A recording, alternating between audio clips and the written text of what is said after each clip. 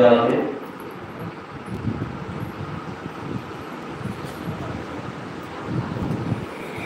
তো জন্মদিবস উপলক্ষে আজকে আপনারা গৌর লীলার কথা শ্রবণ করবেন।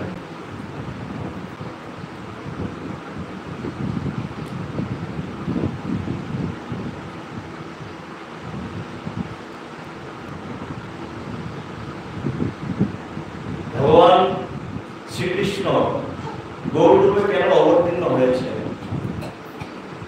আচ্ছা, একজন একজন করে বসে থাকবেন, গিয়ে গিয়ে লাগিয়ে দিতে হবে।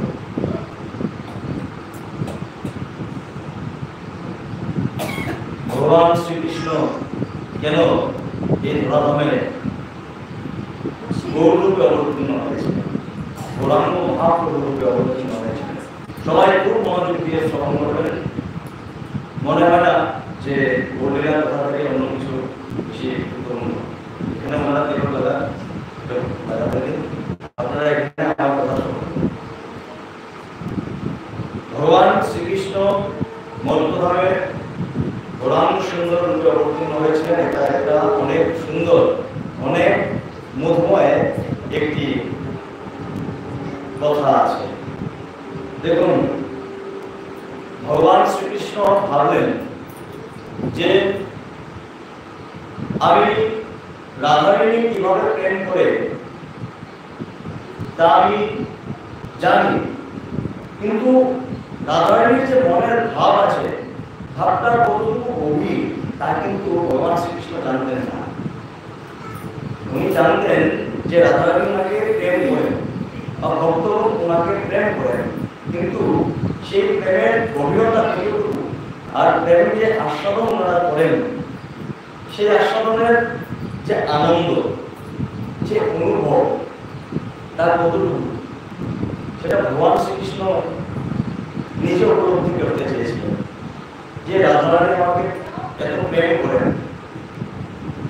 ভক্তগণ আমাকে এত প্রেম করেন, সম্পূর্ণ জীবন আমার উপর দিয়ে দেন, তো ওনাদের ভাবটা আমি দর্শন করছি, কিন্তু ভাবের গভীরতা কতটুকু তা আমি কিন্তু জানি না। সেই জন্য ভগবান সর্বদাই ভক্তের অধীনে থাকেন। কেন? যখন রাস হয়েছিল, মহারাস যখন হয়েছিল, তখন কিছু সময়ের জন্য ভগবান শ্রীকৃষ্ণ গোপীদের মনের মধ্যে অহংকার আসার ফলে উনি অন্তর্ধান হয়ে যান। অন্তর্ধান হওয়ার পর গোপীগণ গোপীগীত গান, অনেক অনুনয় বিনয় করেন, প্রণোদন করেন, পরে ওনাকে ডাকেন। ভগবান শ্রীকৃষ্ণকে বিভিন্ন জায়গায় নিয়ে খুঁজলেন। বটবৃক্ষকে জিজ্ঞাসা করেন যে আপনি কি ভগবান শ্রীকৃষ্ণকে দেখেছেন, কোথায় গিয়েছেন? বটবৃক্ষ কোনো জবাব দেয় না। সমস্ত জায়গায় ঘুরেছেন, স্থাবর জঙ্গম, সমস্ত লতা তৃণ বৃক্ষ সবাইকে জিজ্ঞাসা করছেন যে শ্রীহরি শ্রীকৃষ্ণ কোথায় গিয়েছেন, তোমরা জানো? কেউ জবাব দিচ্ছেন না। তারপর ঘুরতে ঘুরতে ওনারা একটি জায়গায় বসলেন, যেখানে একটি ছোট্ট তুলসী গাছ ছিল। বৃন্দা মহারানীকে জিজ্ঞাসা করলেন, হে শ্রীকৃষ্ণ প্রিয়তমা, যিনি সর্বদাই শ্রীকৃষ্ণের শ্রীচরণে বিরাজমান হয়ে থাকেন, পরম কৃপাবান আপনি, আপনি কৃপা করে বলুন ভগবান কোথায় অন্তর্ধান হয়েছে? উনি কোনো জবাব দিলেন না। তখন এই যে ওনাদের বিলাপ, ওনাদের যে কষ্ট, ভগবান শ্রীকৃষ্ণ ওনাদের থেকে দূর হয়ে গিয়েছেন। এখানে গোপীগীত 19টি শ্লোকের দ্বারা একটি গোপীগীত আমাদের ভাগবতে আছে। ভগবান ভক্তের কান্না সহ্য করতে পারে না। ভগবান এসব লোকদের কাছে আসার সাথে সাথেই গোপীগণ চতুর্দিক থেকে ওনাকে হাত দিয়ে বন্ধন করে দিলেন যে আপনি আর যেতে দেব না। সেই সময় যেতে দিয়েছি, তার জন্য আপনি অন্তর্ধান হয়েছেন। এখন চারদিক থেকে গোপীগণ বেষ্টন করে দিলেন যে আপনাকে আর যেতে দেব না। গোপীগণ কি করলেন? ওনাকে ধরে নিয়ে একটি জায়গাতে আনলেন আর নিজের আঁচলকে আসন বানিয়ে সেখানে বসালেন। তখন ভগবান শ্রীকৃষ্ণকে যখন জিজ্ঞাসা করলেন যে পৃথিবীতে অনেক প্রেমিক আছে, পৃথিবীতে অনেক ধরনের প্রেমিক আছে, তার মধ্যে এমন প্রেমিকও আছে যারা ভালোবাসলেই ভালোবাসে। আবার কিছু প্রেমিক আছে যত ভালোবাসাই তাকে দিন সে আর ফিরিয়ে ভালোবাসা দেবে না। আপনি এখন কোনটা?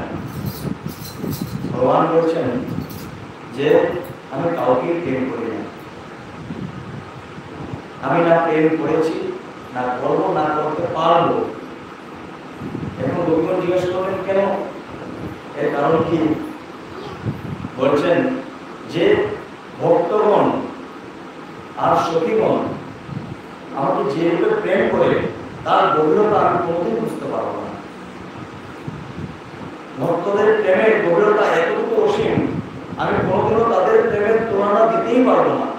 আর যদি আমি কাউকে, যাকে প্রেম করা হয় একজনকেই প্রেম করা হয়, কিন্তু আমার তো অনন্ত ভক্ত, একজনকে যদি প্রেম করতে যাই তাহলে বাকি সম্পর্কে প্রভু ওনাকে প্রেম করছেন। তো ভক্তগণের যে প্রেম হৃদয়ের মধ্যে, তার জন্য আমি সর্বদাই ঋণী। তো ভগবান শ্রীকৃষ্ণ ভাবলেন যে ওনারা এত বেশি আমাকে প্রেম করেন, এতটুকু ওনাদের হৃদয়ের মধ্যে অনুরাগ, তা আমি নিজে একবার তা উপলব্ধি করতে চাই, তা আস্বাদন করতে চাই। তখন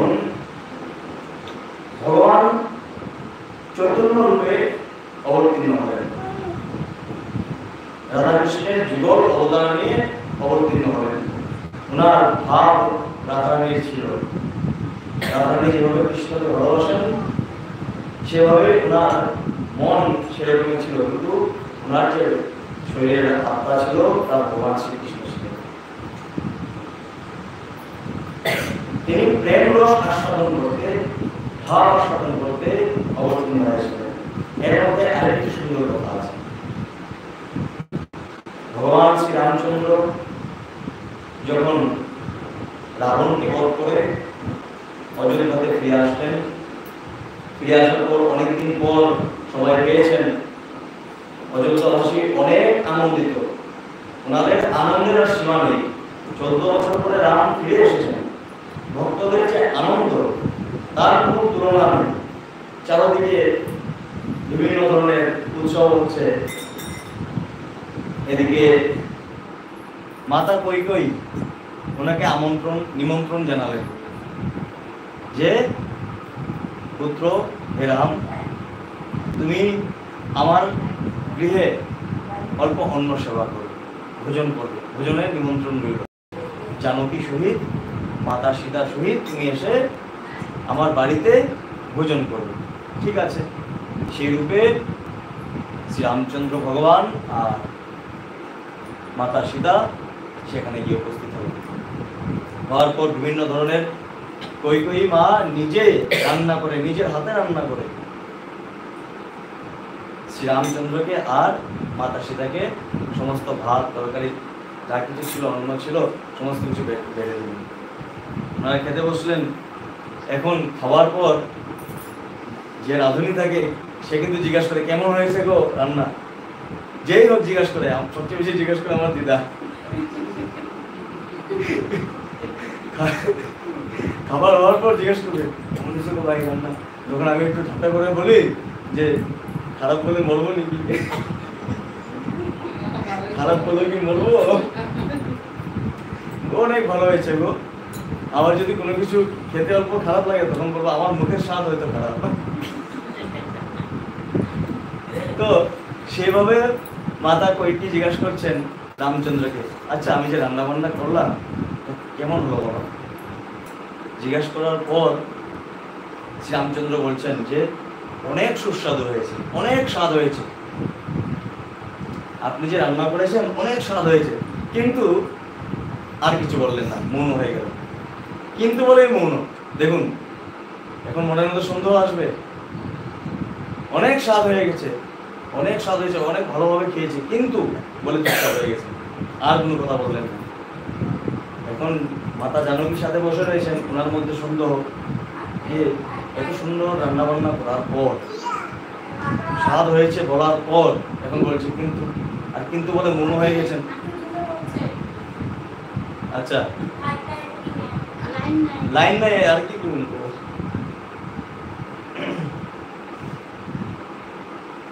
একটু সামনে এসো, এগিয়ে আসো, একটু সামনে এগিয়ে আসো। এত জায়গা আছে, এত জায়গা আছে, অনেক জায়গা আছে। সামনে আও, সামনে আও। মানে জুড়ে চিৎকার করে বললে মানে মাধুর্যতাটা শেষ হয়ে যাবে। তো মাতা কইকে নিমন্ত্রণ করলো, গিয়ে এই কথা বলে আসলেন। এখন একদিন কি করলেন, ওনার মাতা কৌশল্যা বললেন এখন আমার হাতে রান্না খাবে। তো রান্না করেছেন, নিজের হাতে রান্না করেছেন, করে শ্রীরামচন্দ্রকে অন্ন বেড়ে দিলেন। সমস্ত নিজে রান্না করেছেন, খেতে দিলেন। শ্রীরামচন্দ্র খেলেন। উনিও জিজ্ঞাসা করলেন, আচ্ছা বাবা কেমন হলো রান্না, বলো তো। তো অনেক স্বাদ হয়েছে মা, তোমার রান্নার কথা কি বলবো, তোমার রান্না অনেক স্বাদ হয়েছে, তোমার রান্নার কোনো তুলনাই হয় না, কিন্তু বলে ছেড়ে দিয়েছে। কিন্তু রয়ে গেল, কিন্তু অন্তিমে কিন্তু বলে মৌন হয়ে গেলেন, আর কিছু বললেন না। খাওয়া দাওয়া শেষ হলো, উঠে গেলেন ভোজন সমাপ্তর পর।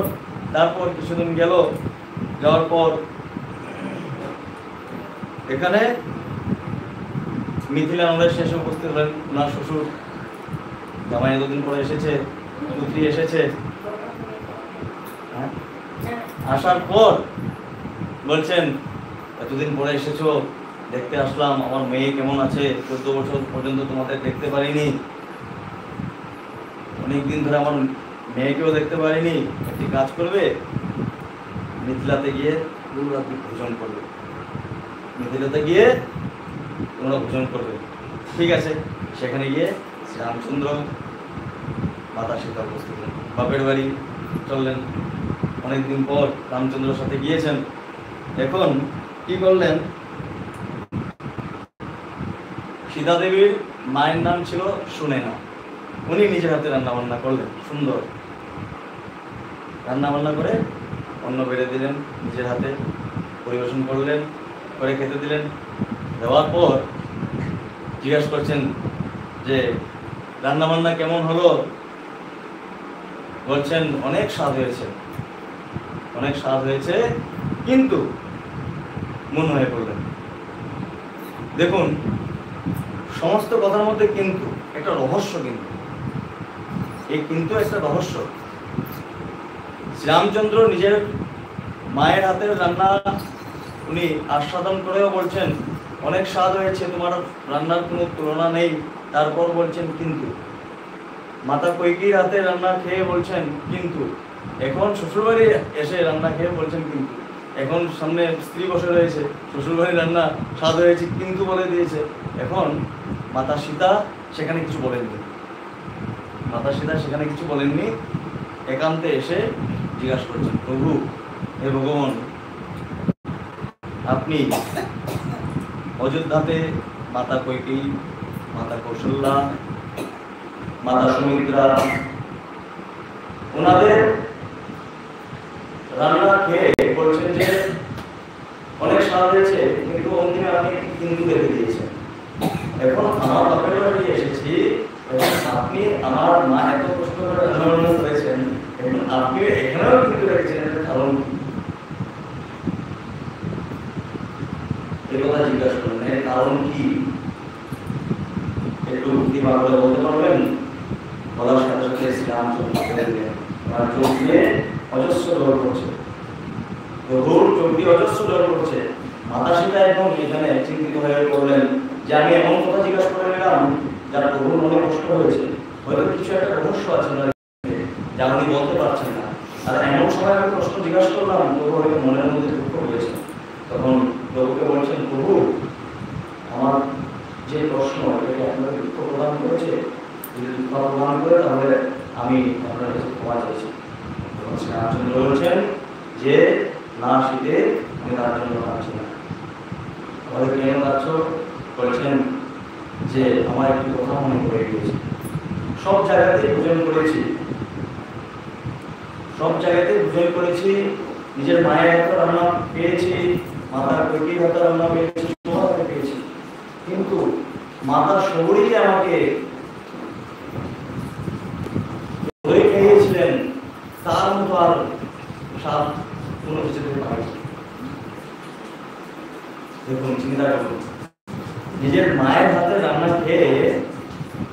উনি বলছেন কিন্তু কিন্তু এখানে ভগবান কতটুকু ভক্ত বৎসল, উনি নিজের পরিবারকে দেখেননি, উনি দেখছেন ভক্তকে। ভগবানের কাছে ভক্ত সবচেয়ে বড়, ভগবানের কাছে ভক্ত সব থেকে বড়। সেজন্য বলছেন আমি সবার হাতে আমি রান্না খেয়েছি, কিন্তু মাতা সবরই যেন আমাকে বই এনে দিতেন, তার মতো স্বাদ, তার মতো আনন্দ আমি এখানে এসে পাইনি। না নিজের রাজ্যে পেয়েছি, না নিজের বাড়িতে পেয়েছি, না শ্বশুর বাড়ি এসে পেলাম। মাতা সবরী, আচ্ছা আমরা যে কোনো ভোগ একটা দিয়ে দিলাম, তার জন্য ভগবান খুশি হবেন এটা কথা না, কিন্তু এর মধ্যে ভাবের দরকার। যে কোনো বস্তু, ভগবান কিন্তু ভাব প্রেমী, ভগবান ভাবেই গ্রহণ করে। আমরা 56 ভোগ দিয়েও ভগবানকে সন্তুষ্ট করতে না পারি, কিন্তু দেখুন সবরই একটি বই এনে দিলেন, এটা তো সন্তুষ্ট হয়ে গেলেন। কিন্তু শুধুমাত্র যদি আমরা বই দর্শন করি, যেটা হিন্দিতে বের বলা হয়, তাহলে এটা আমাদের ভুল হবে। এই যে বের আছে, এর মধ্যে কতটুকু প্রেম আছে, কতটুকু ভাব আছে, কতটুকু ভক্তি আছে, তা দর্শন করতে হবে। যখন উনি অর্থাৎ মাতা সবরী বৃদ্ধাবস্থাতে এতটুকু বৃদ্ধ ছিলেন যে অন্য বৃদ্ধারা যে আছেন ওনারা হাঁটতে চলতে পারে না। কিন্তু যেহেতু ওনার গুরুদেব বলেছিলেন, গুরুদেবের বাক্য, এই বাক্যের মধ্যে কতটুকু শক্তি আছে উনি আস্বাদন করতে পেরেছিলেন। যে গুরুদেব বলেছেন তোমার কোথাও যেতে হবে না, তুমি এখানে বসে রামকে ডাকো, রাম তোমার কাছে চলে আসবে। এটা একটা শিক্ষা। আমাদের যদি ডাকার মতো ডাক্তার আমরা পারি, তখন আমাদের কোথাও যেতে হবে না, ঘরে বসেও সেই গোবিন্দকে, সেই প্রাণনাথকে আমরা পেয়ে যেতে পারি। কারণ গোবিন্দ সবার মধ্যে বিরাজমান হয়ে রয়েছে। গোবিন্দ, আমাদের প্রাণ গোবিন্দ সবার মধ্যে বিরাজমান হয়ে রয়েছেন। সবাই কি চিন্তা করতেন, দেখুন ভগবান শ্রীরামচন্দ্র গুরুদেব বলছেন যে তোমার কোথাও যেতে হবে না, ভগবান রামচন্দ্র নিজে আসবেন। এর অপেক্ষা করতে করতে রোজ একদিনও বন্ধ করতেন না। ওনার শরীর খারাপ থাকুক, ভালো থাকুক, ঝড় থাকুক, বৃষ্টি থাকুক, যাই থাকুক, উনি একদিনও বন্ধ করতেন না। উনি অরণ্যে যেতেন আর সেই বড়ইগুলি টুকিয়ে টুকিয়ে আনতেন। মানে রোজ দিন নিজের যে পথ আছে, যেখান দিয়ে প্রভু আসবেন বলে ভাবতেন, সেখানে ফুল দিয়ে সাজিয়ে রাখতেন। কাউকে সেখানে দিয়ে যেতে দিতেন না যে আমার রাম আসবে। কত মানুষ ওনার উপহাসও করতেন, এত বছর অপেক্ষা করতে করতে বৃদ্ধা হয়ে গেছ, কিন্তু রামের অপেক্ষা করতে তোমার রাম আসবে। কিন্তু গুরুদেবের বাক্যের প্রতি এতটুকু নিষ্ঠা, এতটুকু ভক্তি। আমার গুরুদেব বলেছেন আসবে, গুরুদেবের কথা সত্যি হবেই। আর দেখুন গুরুদেবের কথা সত্যি হয়েছে। গুরুদেবের বাক্যের প্রতি যদি কারো দৃঢ় বিশ্বাস থাকে, তাহলে সেটা অবশ্যই ফলপ্রসূ হবে, সেটা অবশ্যই সত্যি হবে। উনি ভাবতেন যে আমার রামচন্দ্র আজকেও আসবে না, আমার রামচন্দ্র আজকেও আসবে না। যদি সাধারণ কোনো মানুষ হতো তাহলে এরকম চিন্তা করতো, এতদিন ধরে আসে না, হয়তো আসবে না। গুরুদেবের কাছে মা চেয়ে নেব, গুরুদেবের কাছে আমি ক্ষমা চেয়ে নেব। মনোযোগ দিয়ে শ্রবণ করুন। একটু ঘুরে দিয়েছিলাম তো ভাবতেন যে আর হয়তো রাম আসবেন না। এখন দেখুন বর্তমান যুগের যারা ভক্তরা আছে, শিষ্যরা আছে, থাকে যে যদি গুরুদেবের মন্ত্র দেওয়ার পর জপতে জপতে যদি কোনো ফল না পায়, তাহলে আমার গুরুদেবের মন্ত্রের হয়তো কোনো শক্তি নেই। তখন কি বলে, অনেকে দেখা যায় যে এক গুরুদেব থেকে অন্য গুরুদেবের কাছে চলে যায়। অনেক আছেন এরকম সমাজের মধ্যে। কিন্তু নিষ্ঠার ভক্তি থাকলে যে কোনো মন্ত্রই কিন্তু আমাদের ফল প্রদান করে। পৃথিবীতে যত মন্ত্র আছে সব সিদ্ধ মন্ত্র। আজকে ওম নমঃ ভগবতে বাসুদেবায় হোক বা যে কোনো ওম নমঃ শিবায় হোক, সবই সিদ্ধ মন্ত্র। যদি মন প্রাণ দিয়ে মন্ত্র জপ করা হয়, তা কিন্তু আমাদেরকে ফল প্রদান করে। কিন্তু ভক্তি কখন আসবে? যখন আমরা ভগবত তথা গৌরলীলার কথা শ্রবণ করব। ভক্তলীলার কথা শ্রবণ করলে কি হয়? ভগবত কথা শ্রবণ করলে আমাদের ভক্তি জ্ঞান বৈরাগ্য আসে, কিন্তু তার থেকেও বেশি আসে গৌরলীলা শ্রবণ করলে। কারণ ভগবান যা করেছেন আমরা কিন্তু তার করতে পারবো না, ওনার শক্তি অপরিসীম। কিন্তু গৌরাঙ্গ মহাপ্রভুর পার্শ্বদগণ, ওনাদের সাথে যে ভক্তগণ ছিলেন, ওনারা কিভাবে সাধন ভোজন করেছেন। গৌরাঙ্গ মহাপ্রভু তো নিজে ভক্ত হয়ে এসেছেন এই প্রেম আস্বাদন করতে, আমাদের শিখিয়ে দিতে যে কিভাবে নাম নিতে হয়, কিভাবে হরি নাম নিতে হয়, কিন্তু শিখাতে আসলেন। তো যারা ওনাদের সাথে ছিলেন সবাই কিন্তু ভক্তি যোগকে নিজের সাথে রেখে ভগবানকে প্রাপ্তির রাস্তায় কিভাবে করতে হয়, ভগবানকে কিভাবে প্রাপ্ত করতে হয়, ওনারা কিন্তু দেখিয়ে গিয়েছেন। তাহলে ভালো আমরা ভগবান জীবন করেছেন, যেরকম আমরা করতে পারবো, কিন্তু গৌরাঙ্গ লীলাতে ভক্তগণ জীবন করেছেন, এর অনন্ত অংশ থেকে একটু অংশ হলেও আমরা করতে পারবো, একটু বিশ্বাস রাখতে লাগবে। তো মাতা শবরী ভাবতেন যে আমার রাম আসবেন, আমার রাম আসবেন। প্রত্যেকদিন নিজের মনকে বুঝতে, যে একদিন আমার রাম আসবেন। মনকে বোঝানো অনেক কঠিন, সবাইকে বোঝাতে পারবেন, সম্পূর্ণ পৃথিবীকে বোঝাতে পারবেন, কিন্তু নিজের মনকে বোঝাতে পারবেন। মন হতেই চালাক। দেখবেন অন্যদের দুঃখ হলে আপনি বুঝিয়ে তাদের দুঃখ দূর করতে পারবেন, কিন্তু নিজের দুঃখ হলে আর নিজেকে বোঝানো। মাতা শবরী সবসময় মনকে বোঝাতেন যে রাম আসবে, রাম আসবে। হয়তো অন্য ভক্তকে দর্শন করতে গিয়েছেন, অন্য ভক্তের সাথে কথা বলতে গিয়েছেন, অন্য ভক্তের সাথে সাক্ষাৎ করতে গিয়েছেন।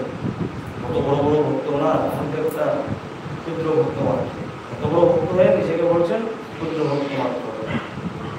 আমার অনেক বড় ভক্ত আছে, হয়তো ওনাদের সাথে দেখা করতে গিয়েছেন, কিন্তু একদিন না একদিন তো আসবেন, একদিন না একদিন তোমার দর্শন পাবে।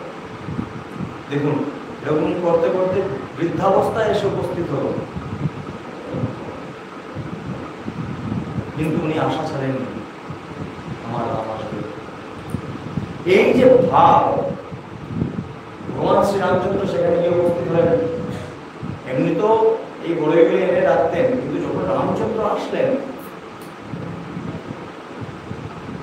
তখন নিজে সেই বড়ইগুলি খেতেন, বিয়েরগুলি খেতেন, যেটা মিষ্টি থাকতো সেটা শ্রীরামচন্দ্রের অধরে দিয়ে দিতেন।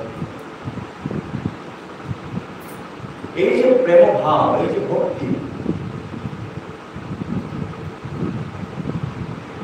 সবরীর মনে ছিল, তা শ্রীরামচন্দ্র দেখেছেন, সেই আনন্দ দর্শন করেছেন, কিন্তু আনন্দ উপভোগ করতে পারেননি। সেই আনন্দ কতটুকু ভক্ত যখন ভগবানকে আস্বাদন করে, ভগবানকে দর্শন করে, তার মধ্যে যে অনুরাগ সৃষ্টি হয়, তার মধ্যে যে আনন্দ সৃষ্টি হয়, তার কতটুকু আনন্দ সৃষ্টি করে তা জানার জন্যই মহাপ্রভু ভগবান শ্রীকৃষ্ণ মহাপ্রভুকে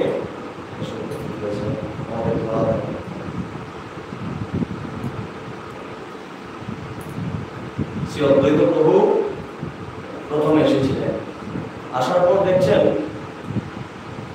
যে সময় 500 বছর আগে, তখন বৃন্দাবনে কিন্তু বিগ্রহ যারা ছিল, বিগ্রহ যারা ছিলেন শুধুমাত্র শ্রীকৃষ্ণের বিগ্রহই ছিল, রাধারানীর বিগ্রহ কিন্তু ছিল না। আর বৃন্দাবন যাই আমরা দেখতে পাচ্ছি, দর্শন করতে পারছি, কোনখানে রাধাকুণ্ড আছে, কোনখানে শ্যামকুণ্ড আছে, কংসের কারাগার কোথায় আছে, তা কিন্তু মহাপ্রভু ষড়গোস্বামী ওনাদের পাঠিয়ে সমস্ত কিছু উদ্ধার করেছেন। অন্তিমে রাধাকুণ্ড শ্যামকুণ্ড খুঁজতে পারেননি। তারপর মহাপ্রভু নিজে গেলেন, তখন পর্যন্ত সেই স্থান খেতে পরিণত হয়েছে, ধান চাষ হতো, বিভিন্ন ধরনের চাষবাস হতো। মহাপ্রভু সেখানে গিয়ে সেখানে মাটি উঠিয়ে শরীরে করলেন, জল শরীরে মাথারম্ভ করলেন। তখন সর্বস্বামী গিয়ে জিজ্ঞেস করলেন যে আপনি এখানে এরকম করছেন, চমৎকৃত হলেন। তখন বললেন এটা রাধাকুণ্ড। আজকে আমরা যাই দেখতে পাচ্ছি, বৃন্দাবন দর্শন করতে পারছি, বৃন্দাবন আছে, ভাগবতে বৃন্দাবনের কথা উল্লেখ আছে, কিন্তু ভাগবতের মধ্যে সম্পূর্ণরূপে রাধারানীর যে প্রেম আছে তার কিন্তু বর্ণনা সম্পূর্ণরূপে নেই ভাগবতের মধ্যে। গৌরাঙ্গ মহাপ্রভু যদি নাচতেন, একটা গান আছে, যদি গৌর না হইত কেমন হইত কেমন দেব, রাধারও মহিমা প্রেম জগতে জানা থাকে। যদি গৌরাঙ্গ মহাপ্রভু নাচতেন, রাধারানীকে আমরা চিন্তামই না। রাধারানীর যে প্রেম ভাব, সখীদের যে ভাব, তা আমরা জানতেই পারতাম না। মহাপ্রভু এসে আমাদের কৃপা করে দিয়ে গেছেন কিভাবে, নিজে ভক্ত হয়ে আপনি হয়ে হরি, মুখে বলে হরি হরি, নয়নে বলে ধরা। নিজে হরি হয়ে হরি হরি বলে উনি ডাকছেন, আর নয়নের মধ্যে অজস্র ধারা পড়ছে। মহাপ্রভু এসে এতটুকু আমাদের সহায় করে দিয়েছেন। আজকে আমরা ভাগবত কথা শ্রবণ করছি, এর মধ্যে গৌরলীলা যখন যুক্ত হয়ে যায়, সেটা মণিকাঞ্চন যোগ হয়ে যায়। ভাগবত হলো দইয়ের মতো, গীতা দুগ্ধের মতো। দুগ্ধ ছাড়া কিন্তু দইও প্রস্তুত হবে না, নবনীত প্রস্তুত হবে না। গীতা দুগ্ধের মতো, দুধ থেকে দই পরিণত যখন হয়, দইকে যখন মন্থন করা হয়, সেখান থেকে নবনীত প্রস্তুত হয়। এই নবনীত হল গৌরলীলা। অমৃত থেকেও অমৃত। ভক্তের যে লীলা, ভক্তের যে প্রেম, কিভাবে ওনারা প্রেম আস্বাদন করতেন, গোবিন্দকে কিভাবে প্রেম নিবেদন করতেন। ভক্তের একটা গুণ আছে, ওনারা গোবিন্দের সুখ ছাড়া নিজের সুখ দেখেন না। গোবিন্দের সুখেই আমার সুখ, আমাদের নিজের কোনো সুখ নেই, আমাদের নিজের কোনো সুখ নেই, গোবিন্দের সুখেই আমাদের সুখ। তখন গৌরাঙ্গ মহাপ্রভু এসে নবদ্বীপে অবতীর্ণ হলেন 1486 খ্রিস্টাব্দ ফাল্গুনী পূর্ণিমা, ফাল্গুনী নক্ষত্র, নবদ্বীপ ধামে। বলো গৌরাঙ্গ মহাপ্রভু কি জয়, গৌরাঙ্গ মহাপ্রভু কি জয়। জগন্নাথ মিশ্র সচী মাতার গৃহে মহাপ্রভু অবতীর্ণ হলেন। যে সময় মহাপ্রভু অবতীর্ণ হয়েছেন, তখন নবদ্বীপের অবস্থা অনেক শোচনীয় ছিল, আমাদের বাংলার অবস্থাও অনেক শোচনীয় ছিল। এখন আমরা বর্তমান দেখতে পাচ্ছি ওয়েস্ট বেঙ্গলের অবস্থা কেমন হয়ে রয়েছে। তখন কি হতো, পণ্ডিতগণ বেশি ছিলেন, শাস্ত্র অধ্যয়ন বেশি হতো। ওনারা শাস্ত্র দিয়ে, ন্যায় শাস্ত্র দিয়ে ভগবান আছেন বলে ওনারা লিখতেন, আবার কোন শাস্ত্রের মধ্যে বলতেন ভগবান নেই। ভগবানকে একটু উপস্থাপন করতেন, আবার ভগবানকে একদম নিয়ে বলে দিতেন। এমন ভাবে ওনারা শাস্ত্র অধ্যয়ন করতেন। আর শ্রী অদ্বৈত প্রভু দেখছেন যে এখানে যারা উপস্থিত আছেন, পৃথিবীর বা নবদ্বীপের মধ্যে যারা উপস্থিত আছেন, তারা কেউ শ্রীকৃষ্ণ নাম মুখে উচ্চারণ পর্যন্ত করে না। এত জ্ঞান চর্চা করে, বিদ্যা বিদ্যা, শুধুমাত্র বিদ্যা। বিদ্যা ছাড়া অন্য কিছু বুঝে না, তর্ক ছাড়া অন্য কিছু বুঝে না। তর্ক ছাড়া ওনারা কিছু মানবেন না, এরকম অবস্থা ছিল। তখন হাতের মধ্যে গঙ্গা জল তুলসী গ্রহণ করে ভগবান শ্রীকৃষ্ণকে ডাকতেন, হে প্রভু, তুমি ছাড়া এই জগতের উদ্ধার কেউ করতে পারবে না, তুমি ছাড়া এই জগৎকে উদ্ধার কেউ করতে পারবে না। হে প্রভু, তুমি এসে অবতীর্ণ হও। মায়ার জগতের জীবের জন্য আমার হৃদয়ে কষ্ট হচ্ছে। তারা কি কাজ করতে এসেছে আর তারা কি কাজ করছে তারা নিজেও জানতে পারছে না। একমাত্র তুমি আসলে উদ্ধার হবে, না হলে উদ্ধার কেউ করতে পারবে না। গৌরানা প্রভু বলা হয়, গৌরকে এনেছিলেন। এই ডাকে ভগবান শ্রীকৃষ্ণ এসে অবতীর্ণ হয়েছিলেন। উনি যখন অবতীর্ণ হন, উনি নিম গাছের একটা বড় অনেক বৃহৎ একটা নিম বৃক্ষের নিচে, নিম্ব বৃক্ষের নিচে উনি আবির্ভূত হন। তো পিতা ওনার নাম রেখেছিলেন বিশ্বম্ভর। বিশ্বম্ভর মিশ্র, আর মাতা সতীদেবী নাম রেখেছিলেন নিমাই। আর মায়ের দেওয়া নামটাই সম্পূর্ণ বিশ্ব চলাচলে ওনার খ্যাতিপ্রাপ্ত হয়, নিমাই পণ্ডিত হয়ে। উনি যখন অবতীর্ণ হলেন, চারদিকে হরিধ্বনি দিতে লাগলো, সবাই চারদিকে হরিধ্বনি গুঞ্জিত হচ্ছে। আর মহাপ্রভু যখন অবতীর্ণ হলেন, তখন ওনার যে দেহে যা প্রকৃতি ছিল তা সাধারণ বাচ্চাদের থেকে আলাদা ছিল। উনি 13 মাসে জন্ম হয়েছিলেন, 13 মাসে বয়স উনি ধরাধামে এসেছিলেন। ওনার দেহের যে আকার অন্যদের তুলনায় বৃহৎ ছিল, আর শরীরের রং ছিল একদম কাঁচা সোনার মতো, গলিত সোনার মতো, স্বর্ণবর্ণের।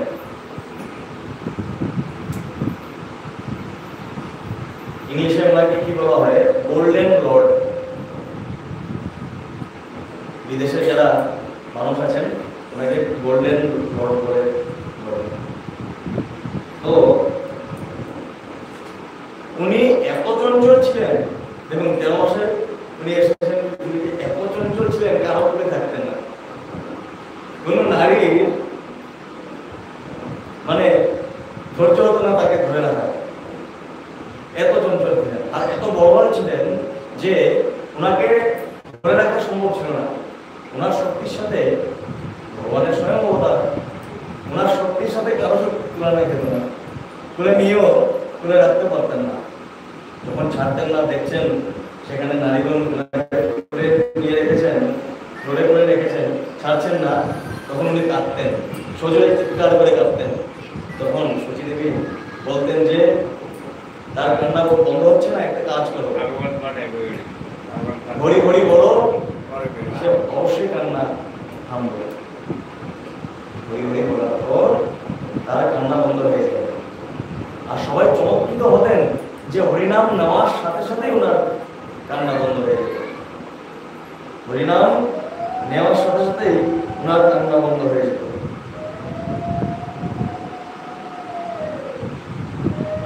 যেভাবে বাচ্চাদের সামনে কিছু পুতুলের মধ্যে কিছু ঘুরিয়ে দিলে বা বাজনার মধ্যে কিছু ঘুরিয়ে দিলে তারা সেই বাজনার শব্দে বন্ধ করে দেন কান্না, সেভাবে মহাপ্রভু হরিনামে নিজের কান্না বন্ধ করতেন। উনি যখন খেলাধুলা করতেন আর ওনার চরণ যখন মানুষ দেখত, তখন মনে হতো যে হলুদের মধ্যে, কাঁচা সোনার মধ্যে রক্তিম বর্ণ, একদম দুধে আলতা বলা হয় এরকম ছিল। এত সুন্দর ওনার রূপ ছিল, এত সুন্দর ওনার কান্তি ছিল। যেহেতু রাধারানীর অঙ্গকান্তি নিয়ে ওনার অবতীর্ণ হয়েছেন, তপ্ত কাঞ্চন গৌরাঙ্গী রাধে বৃন্দাবনেশ্বরী। ওনার শরীরের অঙ্গের কালার যে ছিল, রঙ ছিল, সেটাও তপ্ত কাঞ্চনের মতো ছিল, একদম কাঁচা স্বর্ণের মতো।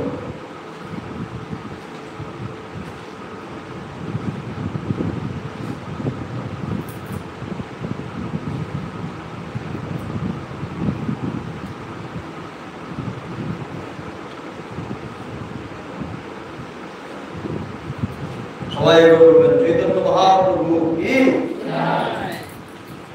রাধে রাধে রাধে রাধে, আরো জুড়ে রাধে রাধে।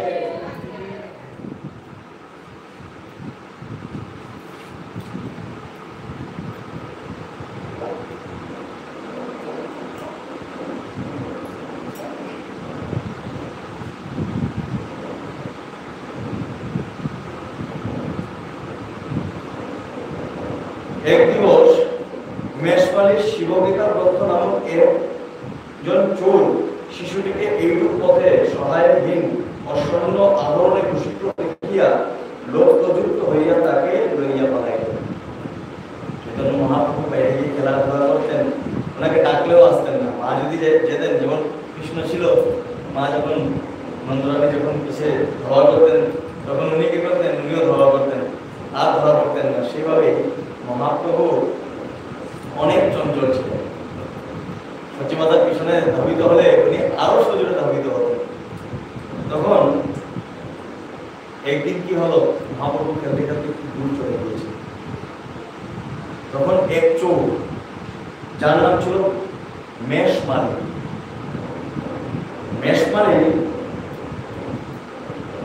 মহাপ্রভুকে দেখলেন, ওনার শরীরের মধ্যে অনেক অলঙ্কার দর্শন করতে পেলেন।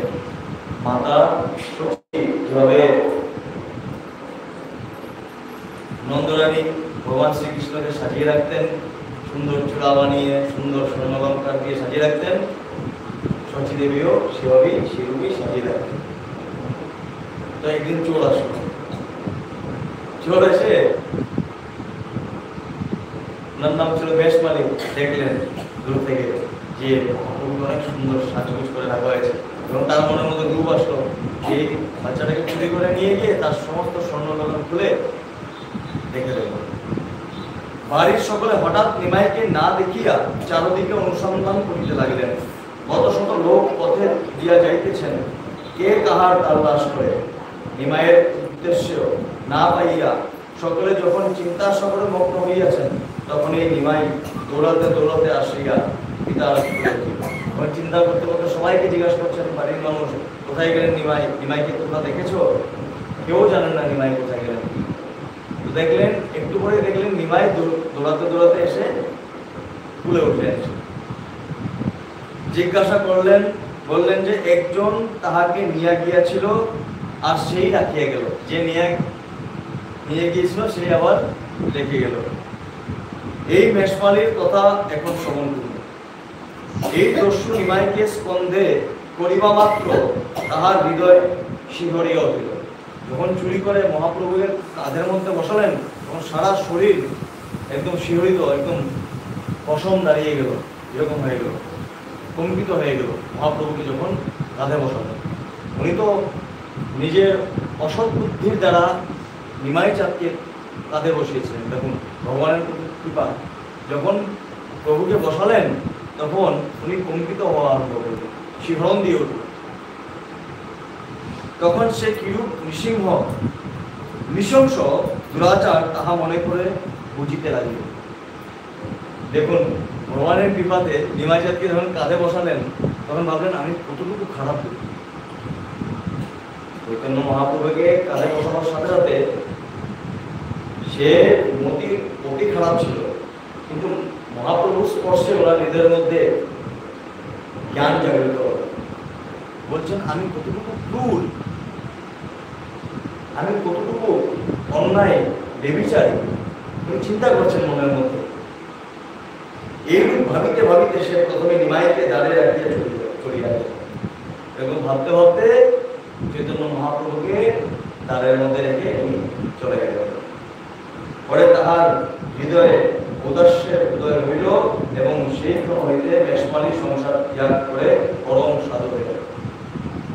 সেই চোর মহাপ্রভুর স্পর্শে ওনার হৃদয়ের মধ্যে জ্ঞান উৎপন্ন হলো, আর সমস্ত চুরি কার্য ত্যাগ করে সাধু হয়ে সংসার ছেড়ে ত্যাগী হয়ে চলে গেলেন।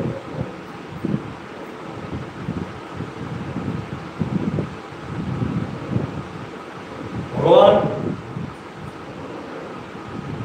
শ্রী কৃষ্ণ চৈতন্য মহাপ্রভু ওনার শরীরের গঠন তো আলাদা ছিলই, মানুষের এরূপ নির্মল গলিত কাঞ্চনের ন্যায় অঙ্গের বর্ণ হয়, ইহা কবিগণ বর্ণনা করিতেন বটে, কিন্তু এই শিশুতেই প্রথমে সকলে অভাব প্রত্যক্ষ করিয়াছিল। মানুষের খালি শ্রবণ করতেন যে দেবতাদের শরীরের রং স্বর্ণের মতো, কিন্তু প্রথমবার মানুষের মধ্যে এরকম দর্শন করা অতি দুর্লভ। দেবতাদের মধ্যে দর্শন করা যায়, কিন্তু মানুষের মধ্যে এরকম রূপ দর্শন করা অতি দুর্লভ। মহাপ্রভুর শরীরের রং একদম স্বর্ণের মতো ঝকঝক করত। এটা মানুষ চিন্তা করতেন। আমরা আগে পড়েছি বইয়ের মধ্যে, কবিদের বইয়ের মধ্যে পড়েছি, কবিতার মধ্যে পড়েছি, কিন্তু এরকম মানুষের মধ্যে অঙ্গকান্তি আমরা কখনো দর্শন করিনি। এই প্রথমবার ওনারা নিমাইয়ের মধ্যে দর্শন করেছে। হস্ততল পদতল যেন হিন্দুর দ্বারা রচিত। হস্ততল হাতের তালু, দেখুন অবতার যারা, ভগবানের অবতার যারা, তাদেরকে দেখলেই বোঝা যায় এখন অনেকেই আছেন টিভির মধ্যে, কিছুদিন নিউজের মধ্যে অনেক দেখা গিয়েছে, নিজেকে পরমেশ্বর বলে বলেছে যে আমি হরির অবতার, আমি কৃষ্ণের অবতার। কৃষ্ণের যদি অবতার হয়, বলা যায় যে ভক্ত চেনা যায় মরণে, সাধু চেনা যায় মরণে, আর অবতার চেনা যায় চরণে। দেখুন, যারা ভক্ত থাকেন তাদের জীবিত অবস্থায় কেউ চিনতে পারেন না, সাধু যারা থাকেন জীবিত অবস্থায় কেউ চিনতে পারেন না, মৃত্যুর পর সবাই বলে যে অনেক ভালো ছিল। কিন্তু ভগবানের চরণ চিহ্ন দেখলেই বোঝা যায়, ভগবানের চরণ দর্শন করলেই বোঝা যায় যে উনি অবতার। ওনার চরণের মধ্যে কিছু আলাদা চিহ্ন থাকে, যেমন ধ্বজ থাকবে, চক্র থাকবে, তারপর ঊর্ধ্বরেখা থাকবে, এরকম বহুত চিহ্ন ওনার চরণের মধ্যে থাকে।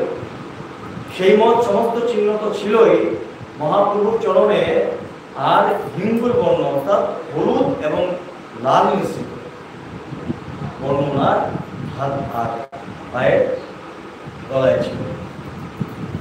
যখন আঙ্গিনা দিয়া শিশুটি হাঁটিয়া যেত, তখন বোধ হইত যে পদতল দিয়া শোনিত করিয়া পড়িতেছে।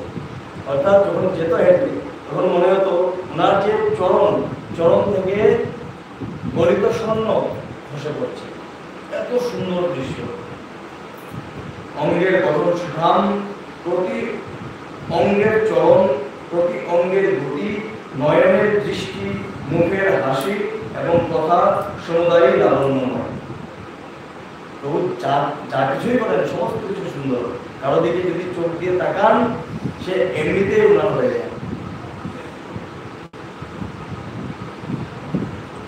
প্রফুল্ল বদন, কুদে কাটা, একবারে দোষ শূন্য। মানুষের মধ্যে দোষ থাকে, অনেক সুন্দর ব্যক্তি হলেও তার মধ্যে কিছু না কিছু দোষ থাকে, কিন্তু মহাপ্রভুর মধ্যে কোনো দোষই ছিল না।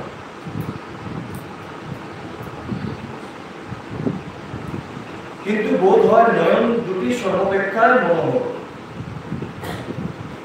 দেবতা বিভিন্ন মানুষের এই রূপ আঁকি হতে পারে না। বলছেন যে মহাপ্রভু সবচেয়ে সুন্দর যে ছিল তা ছিল নয়ন।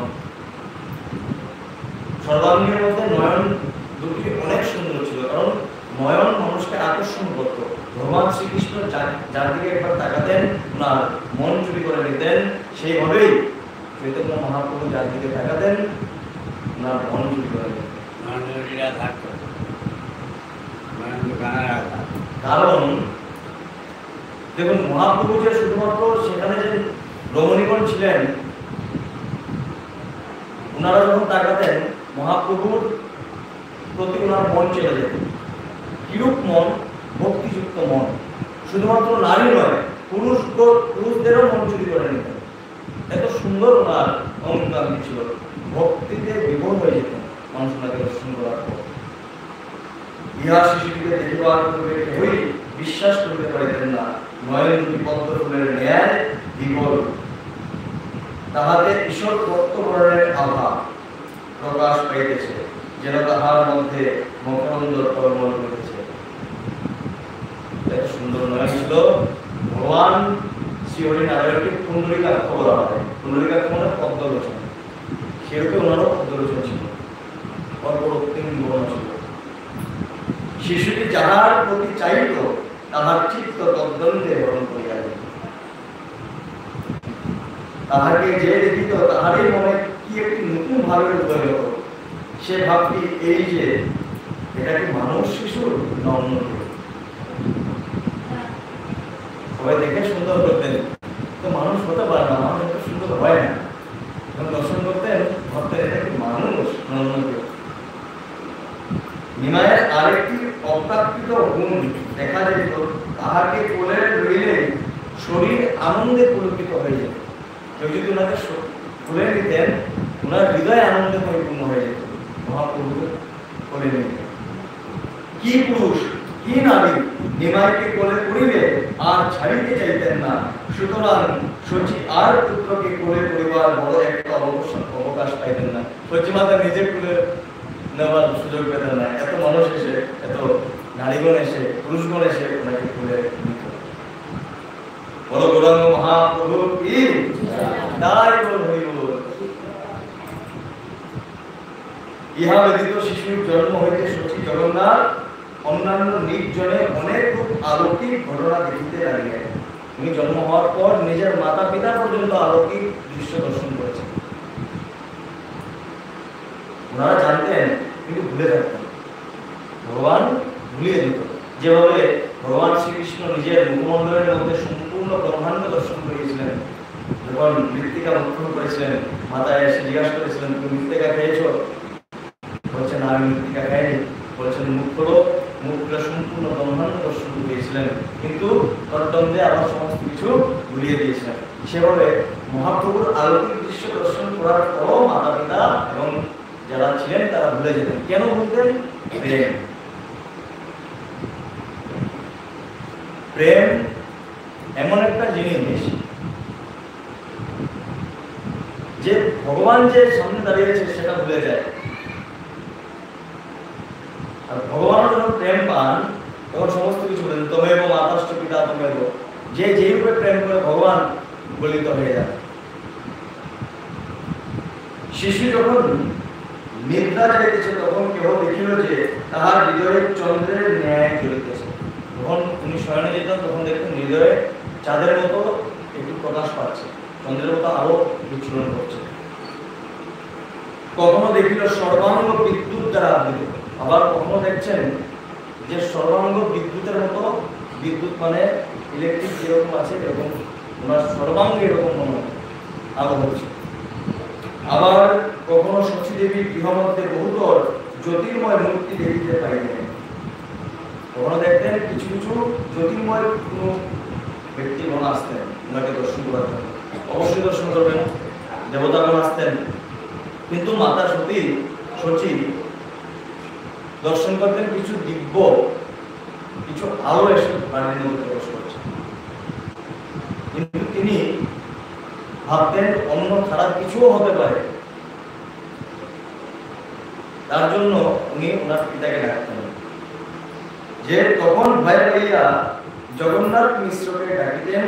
কখনো ভাবিতেন যে এসব হবে চুর, ভাবতেন চুর এসেছে, হয়তো ছেলেকে চুরি করে নেবে। আগেও একটি ঘটনা হয়েছিল, চুরি করে নিয়ে গিয়েছিল। মাতা ভাবতেন যে আবার হয়তো চুরি এসে প্রবেশ করে আবার নিয়ে যায়, তার জন্য নিমাইয়ের পিতাকে ডাকতেন, থেকে বলতেন তাকে নিয়ে যাও, নিজের সাথে শুয়ে যাবো, বাবার সাথে থাকলে নিশ্চিন্ত মনে করবে। আবার কখনো ভাবিতেন ডাকিনি ভাবিয়া শচীর পুত্রের মাথায় রক্ষা বাঁধিয়া দিতেন, সর্বাঙ্গে থুতু দিয়ে দিতেন। ভাবতেন ডাকিনি বা কালীমায়ের যারা থাকেন হয়তো তারা এসেছেন, তখন কি করতেন? সর্বাঙ্গের মধ্যে কি করতেন? রক্ষা সূত্র বেঁধে দিতেন মাথার মধ্যে, আর সমস্ত শরীরের মধ্যে থুতু দিয়ে দিতেন। আর সর্বাঙ্গ গোবিন্দকে শুকিয়ে দিতেন, গোবিন্দ তাকে দেখবে।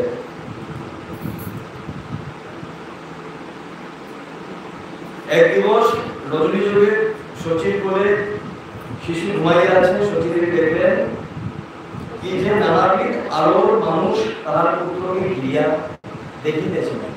একদিন বাইরে ঘুম পাতিয়ে রাখলেন মহাপ্রভুকে, আর শচী মাতা দেখলেন চারদিক থেকে কিছু দিব্য পুরুষগণ ওনাকে বেষ্টন করে, চারদিক থেকে ওনাকে দেখে দর্শন করছে মহাপ্রভু। এরূপ অলৌকিক ব্যাপার মধ্যে মধ্যে দেখিয়া দেবীর তখন একটু সাহস হয়ে আছে। সবসময় দেখতে পারলে মানুষের মধ্যে সাহস চলে আসে। প্রথমবার কোনো কিছু দেখলে আমাদের চমৎকৃত হয়ে ভয় পেয়ে যায়, কিন্তু নিত্য নিত্য যদি একটা কোনো কিছু হতে থাকে তখন আর ভয় লাগে। তিনি তখন ব্যস্ত হইয়া নিমাইকে ডাকিয়া বলিলেন, তুমি তোমার পিতার ধরে যাইয়া শুইয়া থাকো, মনের ভাব এই পিতার কাছে শুইলে পুত্রের বিপদ হইবে না। আর জগন্নাথ মিশ্রকে ডাকিয়া বলিলেন যে নিমাই তাহার ধরে যাইতেছে। পিতাকে ডাকতেন আর পিতাকে বলতেন নিমাই তোমার ঘরের দিকে যাইতেছে, তুমি একবার দেখে যাবে। নিমাই মায়ের কথা শুনিয়া আঙ্গিনা দিয়া তাহার পিতার ঘরে যাইতেছে। এমন সময় শচী অতি মধুর নূপুর ধ্বনি শুনতে পাইলেন। উনি যাচ্ছেন খালি পায়ে, মহাপ্রভু খালি পায়ে যাচ্ছেন, খালি চরণে যাচ্ছেন, কিন্তু সুমধুর নূপুর ধ্বনি শোনা যাচ্ছে রাধারানীর চরণের নূপুর। তিনি ব্যস্ত হইয়া নিমাইয়ের কাছে চলিলেন ও দেখিলেন জগন্নাথ অগ্রবর্তী হইয়া পুত্রকে লইতে আসিতেছেন। এইরূপ উভয় পুত্রের শূন্য পায়ে অতি সুমধুর নূপুর ধ্বনি শুনিলেন। বাবা দিয়ে যাচ্ছে, মা পিছন থেকে দেখছেন, বাবা সামনে দিয়ে দেখছেন, দুজনেই দেখছেন ওনার চরণের মধ্যে কোনো নূপুর নেই, কিন্তু উনি যখনই হাঁটছেন, যখন একটি একটি পা দিয়ে যাচ্ছেন, তখন শুনতে পাচ্ছেন সুমধুর নূপুরের ধ্বনি। পরে নিমাইকে ঘুম পাড়াইয়া দুজনে পুত্রের কথা বলতে লাগিলেন। জগন্নাথ বলিলেন, হে পুত্রের দেহে গোপাল বিরাজ করেন। ওর মামা বলছেন যে এই পুত্রের শরীরে হয়তো গোপাল বিরাজমান করেন, কারণ শিশু গোপালের চরণের মধ্যে তো মুকুট ছিল। বাৎসল্য স্নেহে অভিভূত সচি ইহাতে আপনাকে কিছুমাত্র গৌরবান্বিত মনে না করিয়া বলিতেছেন, যিনি থাকুন যেন আমার পুত্রের কোনো অমঙ্গল না হয়। সমস্ত কিছু দেখছেন যে ওনার পুত্র আলৌকিক শক্তি আছে, কিন্তু বাৎসল্য প্রেম ভগবানত্ব ভুলিয়ে দেয়। বলছেন যে যেই থাকুক যাতে আমার ছেলের কোনো ধরনের ক্ষতি না হয়। সেই রূপ দেখবেন ভগবান শ্রীকৃষ্ণ লীলাতে গোপ বালকদের সাথে ভগবান খেলা করছেন। কোনো কোনো গোপ বালক বলছেন, এই কৃষ্ণ তুমি ঘোড়া হও, তোমার পিঠে চড়ি। কৃষ্ণ ঘোড়া হচ্ছেন, জগৎ পালক জগন্নাথ স্বয়ং ঘোড়া হচ্ছেন, আর সমস্ত গোপগণ এসে ভগবান শ্রীকৃষ্ণের পিঠে বসে ঘোরাঘোরা করছেন। তখন এই রূপেই সেটা ছিল সত্য প্রেম। প্রেম মানুষের কোনো কিছু দর্শন করে না। প্রেম শুধুমাত্র যাকে প্রেম করা হয় তার সুখে দর্শন করে। তখন গৃহের ভিতর যাহাই হোক, যখন নিমাই খেলা করে তখন ঠিক সামান্য বলকের মতো নিমাই সমস্ত দিন খেলায় উন্মুক্ত, যদিও তাহার পিতা তাহার হাতে খড়ি দিয়াছেন, কিন্তু লেখাপড়ার কিছুমাত্র মন ছিল না। হাতে খড়ি দিয়েছিলেন পিতা, কিন্তু লেখাপড়া দিয়ে সেজন্য মহাপ্রভুর মন ছিল না। সেই জন্য মহাপ্রভু নিজেই ভগবান, আমার লেখাপড়ার দরকার নেই। তিনি 16 বছর বয়সে দিগ্বিজয় পণ্ডিত কেশব পণ্ডিতকে, সমস্ত পৃথিবীর বড় বড় পণ্ডিতকে হারিয়ে নবদ্বীপে এসে উপস্থিত হলেন। তখন সমস্ত পণ্ডিত দেখছেন, এখন যদি আমরা হারিয়ে যাই তাহলে তো লজ্জার কথা। তখন দেখছেন 16 বছরের একজন যুবক আছে, নিমাই পণ্ডিত, ব্যাকরণের মধ্যে উনি ব্যাকরণ শিক্ষা দেন। তো তাকে দিয়ে যদি তার সাথে যুদ্ধ করায়, মানে যুদ্ধ করায়, তাহলে যদি সে হেরেও যায়, তখন কত বাচ্চার কাছে হেরেছে। তখন মহাপ্রভু সেই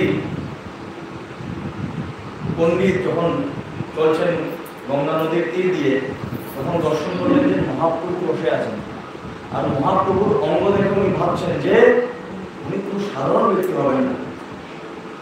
তখন কি করলেন? উনি তর্ক করবেন। এখন মহাপ্রভুকে উনি তর্কযুদ্ধের মধ্যে আমন্ত্রণ জানাবেন। উনি কি উপস্থিত হবেন সেই জায়গায়? উপস্থিত হওয়ার পর মহাপ্রভুকে সম্পূর্ণ বলছেন, আমি এই গঙ্গা, উনি এত বড় পণ্ডিত ছিলেন, জায়গাতে দাঁড়িয়ে 2 দণ্ড পর্যন্ত উনি সম্পূর্ণ কোন শাস্ত্রের মধ্যে এই স্তব লেখা নেই, নিজের থেকে বানিয়ে স্তব সংস্কৃতের মধ্যে কঠিন কঠিন শব্দ দিয়ে সংস্কৃতের যেটুকু পাণ্ডিত্য ছিল সমস্ত কিছু অর্পণ করে দিলেন। এই গঙ্গা দেবী সমস্ত কথা বললেন। বলার পর মহাপ্রভুকে বললেন, এখন বলো আমার মধ্যে কি দোষ আছে। মহাপ্রভু গুণে গুণে সমস্ত ব্যাকরণের মধ্যে দোষ বার করে দেন। উনি চমৎকৃত হয়ে গেলেন। যে উপস্থিত হলেন বাড়িতে, মাতা সরস্বতীকে ডাকলেন যে আমি যখন আপনাকে ডাকি না, সরস্বতী সিদ্ধতা প্রাপ্ত ছিল এসব পণ্ডিতে। উনি সরস্বতী আরাধনা করলেন, ওনাকে ডাকলেন। মাতা সরস্বতী এসে উপস্থিত হলেন, জিজ্ঞাসা করছেন যে আমি যেবার তর্কে গিয়েছি, আপনি আমাকে সহায় করলেন তর্কতে, কিন্তু এখন যখন আমি এই হিমায়ত করবো, তখন আপনি কেন আসলেন না? মাতা সরস্বতীকে জিজ্ঞাসা করছেন। বলছেন আমি ওনার সামনে গিয়ে কিভাবে দাঁড়াবো, আমার মধ্যে যা জ্ঞান আছে ওনার তাতেই আছে। আমি সরস্বতী, আমি বিদ্যার দেবী, কিন্তু আমার মধ্যে যেটুকু বিদ্যার বিরাজমান হয়ে আছে শুধুমাত্র ভগবান শ্রীকৃষ্ণের জন্য। তখন ওনার আসল রূপ বুঝতে পারবেন।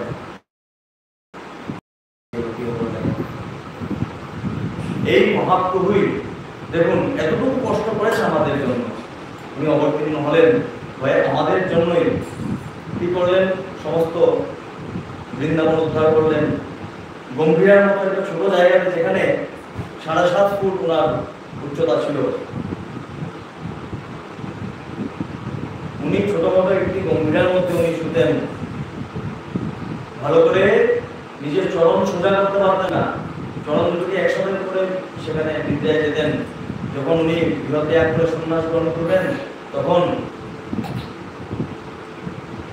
ওনার স্ত্রী ওনাকে একটি মটকা দিয়েছিল, যেখান থেকে জল নিয়ে সেবা করবেন, আমার হৃদয়ের শান্তি থাকবে। এই ঘোড়াটা এখনো আছে সেখানে। তো আমাদের জন্য মহাপ্রভু প্রচুর কষ্ট করেছেন। তার জন্য জন্মদিনে যেহেতু এই কথার আয়োজন করা হয়েছে, তখন আমাদের একটি কথা জেনে রাখা দরকার, যদি কোনো পুত্র পুত্রী সন্তান জন্ম হয়েছে, আমাদের মাঙ্গলিক কার্যটা করানো সবচেয়ে বড়। গীতা পাঠ, ভগবত পাঠ, গৌরাঙ্গলীলা কথা, এগুলো শ্রবণ করানো উচিত। তখন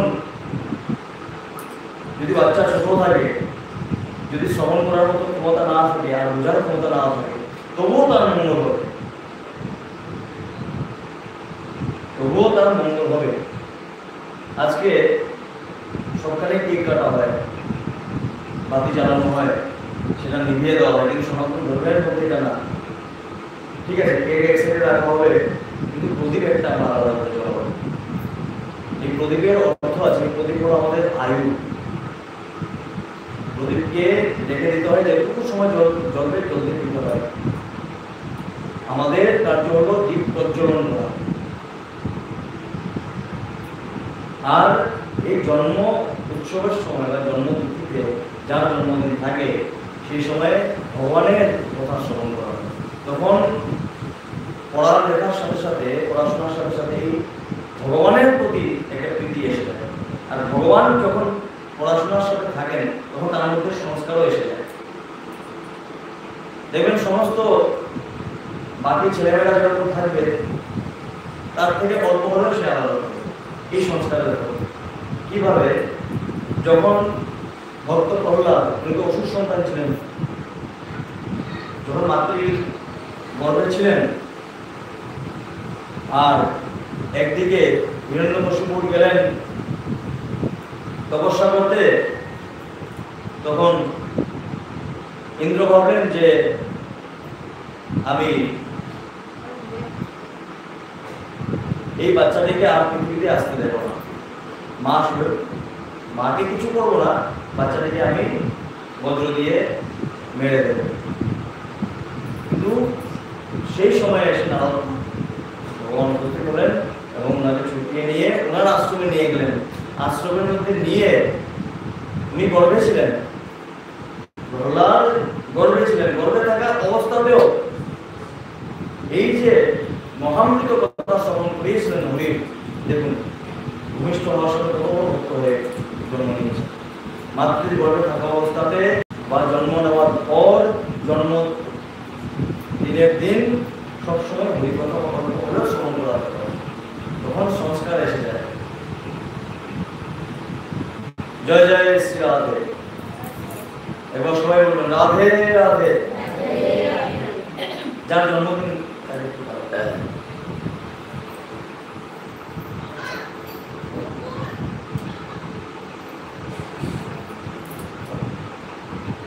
জন্মদিন তো গৌরাঙ্গ মহাপ্রভু লীলা, জন্মলীলাটাই খালি পাঠ করে শোনালাম।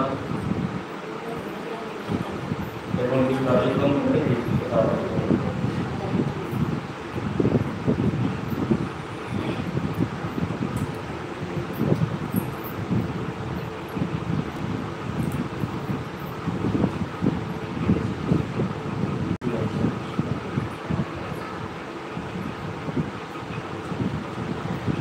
बोल भागवत भगवान की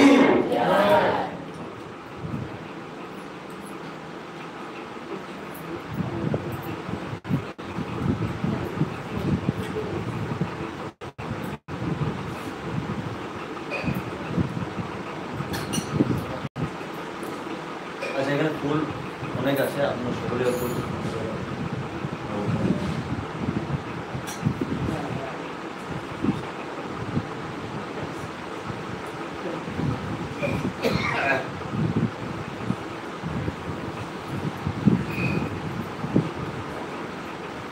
আরো জিনিসপত্র আছে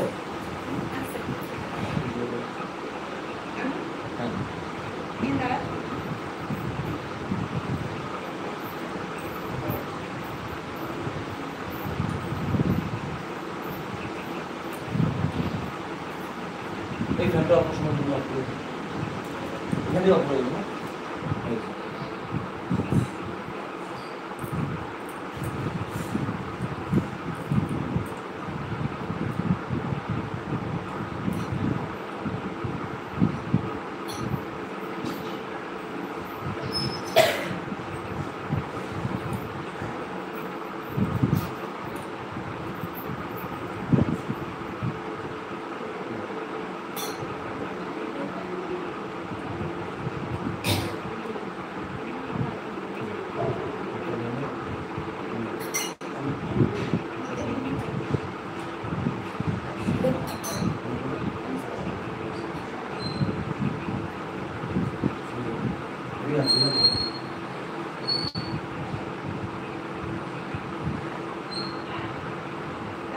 नमो नमो केशवाय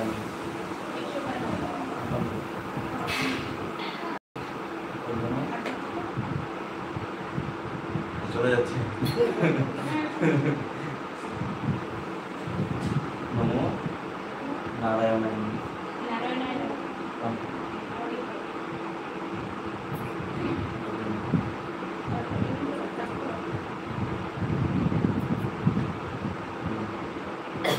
नमो माधवाय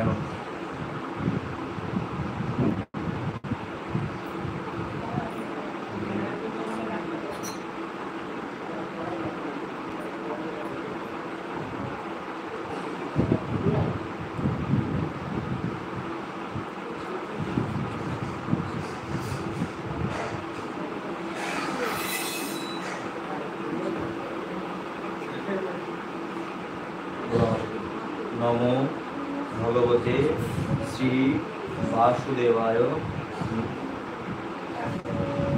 नमो नमः नमो कृष्णाय वासुदेवाय हरे परमात्मने प्रणत क्लेश नाशाय गोविंदाय नमो नमः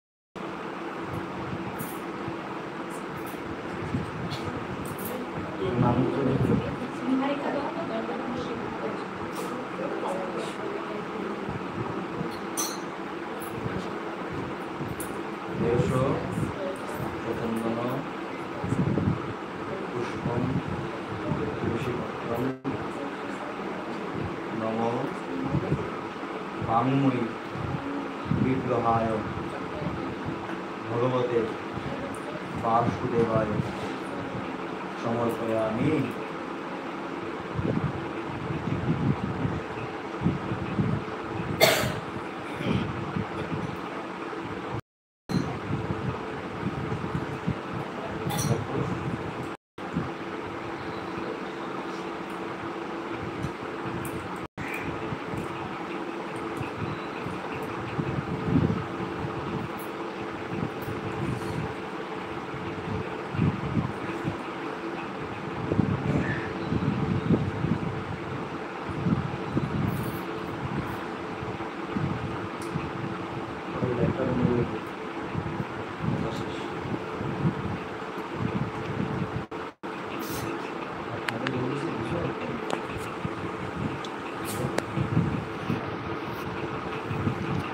এসো, চন্দন